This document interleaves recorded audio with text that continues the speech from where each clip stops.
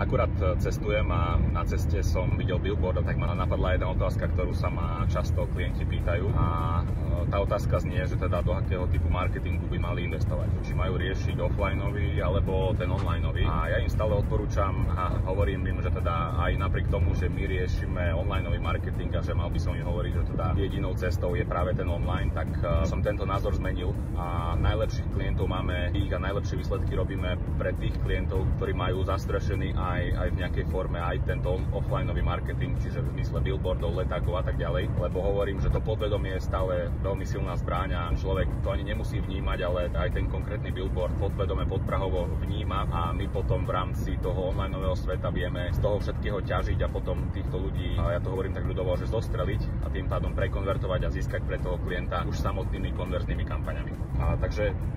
skús mi ty povedať a napíš v komentároch, že čo možno používaš ty, či riešiš v rámci svojej firmy offlineový alebo viac onlineový marketing.